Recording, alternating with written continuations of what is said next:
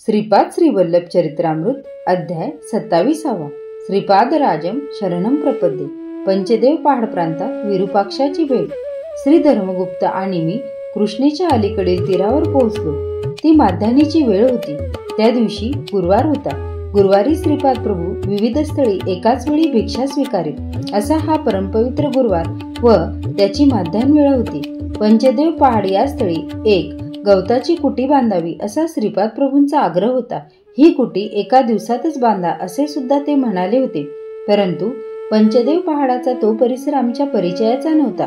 कुटी बांधण्यास सोयीस्कर जागा हवी होती.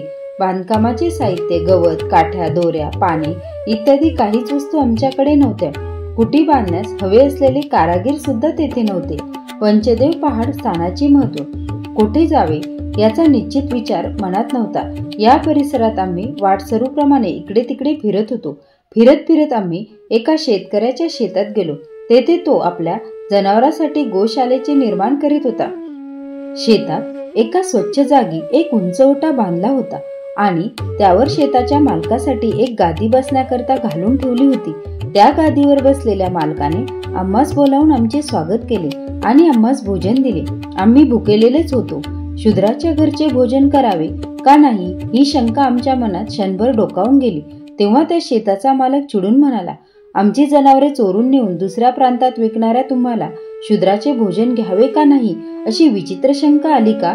त्या मालकाच्या दृष्टीने आम्ही चोर ठरलो होतो, परंतु भुकेमुळे आम्ही तेथील भोजन केले. त्या शेताच्या मालकाचे नाव विरूपाक्ष असे होते. भोजन झाल्यावर आम्हा दोघांना एका एका झाडास बांधण्यात आले. मी एक गरीब ब्राह्मण आहे, माधुकरी मागून आपला उदरनिर्वाह करतो असे अत्यंत दीनवाणीने त्यांना सांगितले. माझ्याकडे धन अजिबात नाही हे सुद्धा पुन्हा सांगितले. यानंतर त्या शेताच्या मालकाचे लक्ष धर्मगुप्ताकडे धन असेल अशा विचाराने त्याच्याकडे गेले आणि त्याच्याकडील असलेले सारे धन हिसकावून घ्यावे अशा विचारात होते. श्रीपाद प्रभूंची कल्पनातीत दिव्य लीला आमची सत्यस्थिती परोपरीने समजावून सांगितली, तरी त्याचा त्या शेताच्या मालकावर काहीच परिणाम झाला नाही. त्याच्या आज्ञेनुसार आम्ही बंदिस्त होतो. काय करावे ते सुचत नव्हते. त्याचवेळी एक यात्रेकरूंचा घोळका तांडा तेथे आला. या यात्रेकरूंमध्ये शिवकावडी नावाचा एक भक्त समुदाय होता. हे यात्रेकरू वासवी कन्यका परमेश्वरीसाठी कावडी नेत असतात. हे भक्तगण त्रिपुंड गंध लावतात, घंटानाद करीत श्री कन्यका परमेश्वरीची स्तुतीभरीत गीते गात आपले मार्गक्रमण करतात. गंगेच्या पवित्र जलाची कावड शुभ कार्यासाठी किंवा वासवी मातेच्या जयंतीच्या उत्सवासाठी हे भक्तगण वाहून आणतात. या यात्रेकरूमध्ये अजून एक प्रकारचे साधक असतात. त्यांच्या कटीस एक पट्टा बांधलेला असतो. त्या पट्ट्यावर तलवार, कवच आणि विविध प्रकारची युद्धाची शस्त्रे असतात. या लोकांच्या समुदायास वीरमुष्टी असे नाव आहे. हे लोक नामाचा जयघोष करीत घंटानाद करीत येतात. त्या शेतकऱ्याने आलेल्या यात्रेकरूंना आणि वीरमुष्टी लोकांना भोजन देऊन त्यांचा सत्कार केला. त्यानंतर आम्हास बंधनातून मुक्त करून गोशालेच्या निर्माण कार्यात मदत करा असा आदेश त्या शेताच्या मालकाने दिला. आम्ही कामास लागलो. सायंकाळी काम संपल्यावर विरूपाक्षाने आम्हास प्रश्न केला, मुष्टीतील मुष्टी वीरमुष्टी याचा अर्थ काय? आम्हास तो अर्थ माहीत नसल्याने आम्ही शेतकऱ्यास तसे सांगितले. त्या दिवशीचे सायंकाळचे भोजन सुद्धा त्याने आम्हास दिले. गायींच्या संरक्षणार्थ आम्ही त्या रात्री तेथेच झोपावे असे त्या शेतकऱ्याने आम्हास सांगितले. नंतर तो शेताचा मालक आपल्या सेवेकऱ्याबरोबर हसत खेळत निघून गेला. त्या रात्री आम्ही मध्यरात्रीपर्यंत श्रीपाद प्रभूंचे नामस्मरण आणि दिव्य लीलांचे स्मरण करीत होतो. त्यानंतर आम्हाला झोप लागली. सकाळी सूर्याची किरणे अंगावर पडताच घाईने उठून बसलो. आजूबाजूस पाहिले, तेथे गायी नव्हत्या.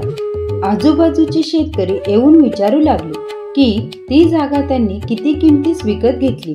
आम्ही काल घडलेला वृत्तांत त्यांना संपूर्णपणे सांगितला, परंतु त्यांनी आम्हा दोघांना वेड्यातच काढले. आमच्या मनात एकच प्रश्न घोळत होता, काल पाहिलेले दृश्य खरे का हे दिसत असलेले खरे?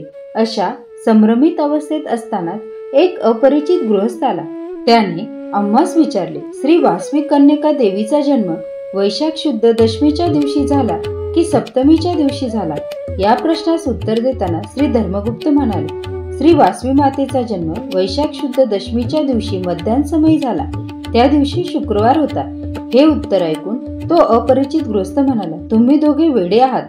त्या गृहस्थाने श्रीपाद प्रभूबद्दल काढलेले उद्गार आम्हास आवडले नाहीत, परंतु कुरगड्डीस तत्काळ जाण्यास निघण्याचा विचार करून आम्ही मार्गस्थ झालो.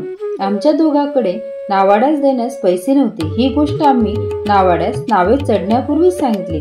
त्यामुळे नावाड्याला दया येऊन त्याने आम्हास नावेत बसू दिले. नाव चालू झाल्यावर नावाड्याची दृष्टी धर्मगुप्तांच्या बोटातील अंगठीवर गेली. त्याने ती काढून घेतली, परंतु स्वतःजवळ न ठेवता कृष्णेच्या पाण्यात टाकून दिली. आम्ही नदी पार करून कुरगड्डीस पोहोचलो. त्यावेळी श्रीपाद प्रभू कृष्णा नदीत स्नान संध्यादी आटपून तपश्चर्येसाठी बसले होते. श्रीपाद श्रीवल्लभांचा जय जयकार असो. फलश्रुती ऐश्वर्य लक्ष्मी प्राप्ती.